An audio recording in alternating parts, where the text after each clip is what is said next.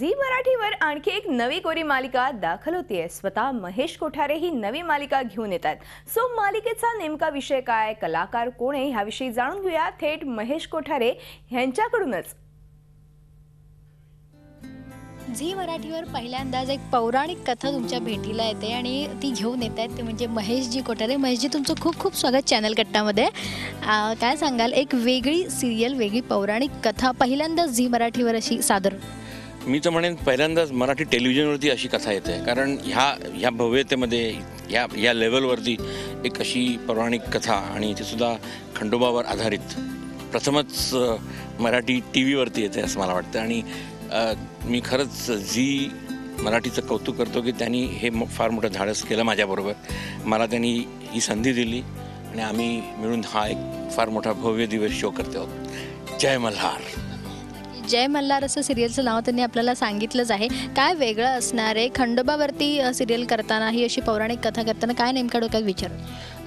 खंडोबाची जी कथा आहे ती इतकी म्हणजे इंटरेस्टिंग आहे, इतकी फुल ऑफ इव्हेंट्स आहे, तर ती कथा टेलिव्हिजनसाठी अगदी ॲप्ट आहे असं आम्हाला वाटलं।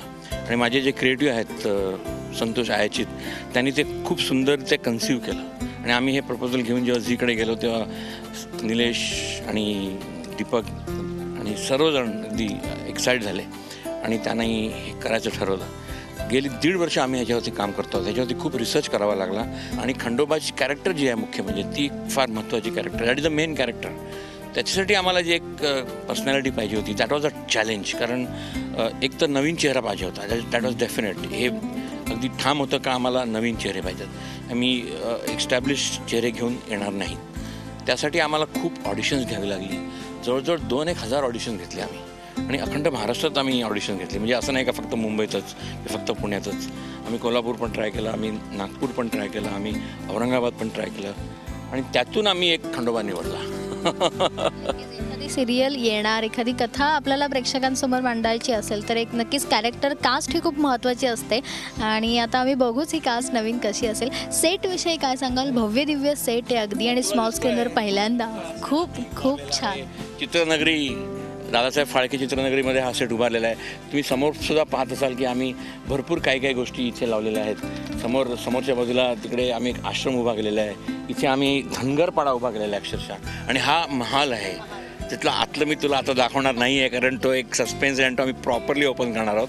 आतमध्ये सुद्धा खूप सुंदर आम्ही केलेला आहे, खूप खर्चिक हा सेट झालेला आहे, तरीसुद्धा चॅनलनी मला खूप सपोर्ट केलेला आहे, त्यामुळे मी करू शकलो। आपण आता कास्टविषयी बोलतच होतो, नवीन कास्ट किती एफर्ट्स घ्यावे लागले त्या लोकांना समजवताना, किंवा काय काय नेमकं त्यांच्यात तुम्ही एक वेगळं टॅलेंट पाहिलं? आम्ही ऑडिशन घेतल्यानंतर आम्ही त्यातले काही शॉर्टलिस्ट केले। ऑफकोर्स त्याच्यामध्ये चॅनलनी पण मला खूप सपोर्ट केला, चॅनलनीसुद्धा त्याच्यामध्ये आमच्याबरोबर सहभाग केला। माझे संतोष आयाचित क्रिएटिव्ह आहेत, दिनेश कोयंडे माझे CEO आहेत, नंतर माझी EP आहे माधुरी पाटकर म्हणून। त्या सगळ्यांनी मिळून एक टीम एफर्ट आम्ही सगळ्यांनी मिळून ती निवड केली आणि त्यातून आम्ही ही 3 मंडळी फायनल केली। आमचा मेन खंडोबा, जी आमची म्हाळसा आहे ती, आणि आमची भानाई। मला ते बघायला खूप आवडेल ही कास्ट नक्की कोण असेल। बरं, आणखीन एक असं की सेट तर खूप मोठा आहे, भव्य दिव्य आहे, एकूणच सेटच्या सगळ्या बारीक सारीक गोष्टी म्हणजे ज्या सगळ्या पुरातन काळाच्या त्या कितपत करता आल्यात सगळ्या? ह्याच्यावरती खूप रिसर्च केला आम्ही। म्हणजे ॲक्च्युली तू आता जो हा सेट पाहतेस ह्याचा जो एक्सटिरियर आहे ते आपलं जेजुरीला फार मिळतं जुळतं आहे। जेजुरीच्या एकंदर डिझाईनवरती, एकंदर त्याच्या आर्किटेक्चरला मॅच असं तिकडे जाऊन तिकडचे फोटोज काढून, म्हणजे आर्ट डिरेक्टर त्यांचं पण नाव मला घेणं गरजेचं आहे, मिस्टर सतीश पांचाळ म्हणून आमचे आर्ट डिरेक्टर आहेत, त्यांचासुद्धा हा मोठा प्रोजेक्ट पहिलाच आहे आणि त्यांच्यावरती मी विश्वास टाकून त्यांना हे काम दिलं आणि त्यांनी खरोखरच माझा विश्वास पूर्ण केला आणि त्यांनी मला हे जे निर्माण करून दिलं आहे हे एक कौतुकास्पद गोष्ट आहे। कारण सतीश पांचाळ आत्तापर्यंत छोटे मोठे आर्ट डिरेक्शन इंडिपेंडंट करत होते, पण basically he was not given such a big opportunity, आणि एवढी मोठी अपॉर्च्युनिटी मिळाली त्यांनी त्याचं सोनं केलं। आणि माझे DOP मिस्टर रुपेश तत्करी, ते सुद्धा आता तू भाषेला तिकडे सेटवर शूट झालेलं आहे आणि ते एका ज्या पद्धतीने त्यांनी एक लायटिंग पॅटर्न ठेवलेला आहे, त्यांनी त्याला एक टोन दिलेला आहे, एक लुक एक सेट केलेला आहे, तो एक असा तुम्हाला त्या काळात घेऊन जातो। तू प्रोमो पाहिला असेल आमचा. त्यातूनच खरं तर उत्सुकता लागली की नेमकी कशी असणार आणि एकूणच सेट आणि कास्ट कशी असणार आहे. ही एक वेगळी पौराणिक कथा आम्हाला बघायला नक्कीच आवडेल. खूप छान आणि थँक्यू सो मच आमच्याशी बोलल्यावर. Thank you very much. एक वेगळीच पौराणिक कथा महेश कोठारे जी तुमच्यासमोर घेऊन येतात. आगळी वेगळी कथा असणारी नक्की पहा. व्हिडिओ जर्नलिस्ट मंगेश वाणेसह दीपाली राणे, झी मीडिया, मुंबई.